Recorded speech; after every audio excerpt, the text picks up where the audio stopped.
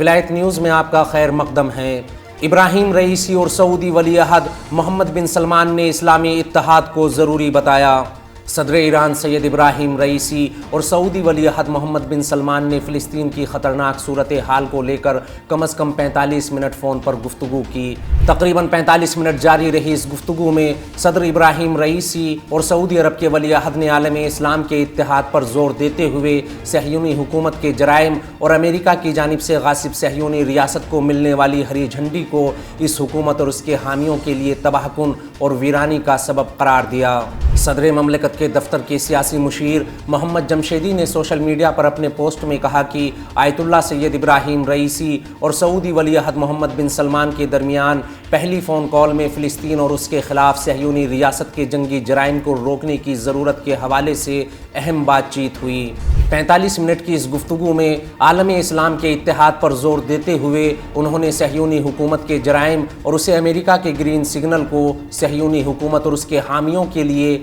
تباہ کن عدم تحفظ کا سبب قرار دیا۔ بتاتے چلیں کہ غزہ پر صہیونی حکومت کے حملوں میں بڑی تعداد میں فلسطینی بچے اور عام شہری شہید ہوئے ہیں۔ حال ہی میں ایران کے وزیر خارجہ امیر عبداللہیان نے اقوام متحدہ کے جنرل سیکریٹری کو لکھے گئے خط میں صہیونی حکومت کی جانب سے بین الاقوامی قوانین کے خلاف کسی بھی اقدام کی فوری مذمت کرتے ہوئے بین الاقوامی انسانی قانون سمیت بین الاقوامی قوانین کی سنگین خلاف ورزیوں کے تسلسل کو روکنے کے لیے جلد از جلد ضروری اقدامات کرنے کی درخواست کی ہے۔ فلسطینی عوام کے خلاف صہیونی حکومت کے سنگین اور گھناؤنے جرائم اور خاص طور پر غزہ پٹی میں جنگی جرائم اور نسل کشی کو فوری روکا جائے اور اقوام متحدہ کے رکن ممالک سے مطالبہ کرے کہ وہ غاصب صہیونی حکومت کی کسی بھی قسم کی مدد اور حمایت سے گریز کریں۔ غاصب ریاست کی مدد در حقیقت ان کے جرائم میں شراکت کے مترادف ہے اور اس سے باز رہنا ان کی بین الاقوامی ذمہ داری ہے۔ اس خبر میں فی الحال اتنا ہی۔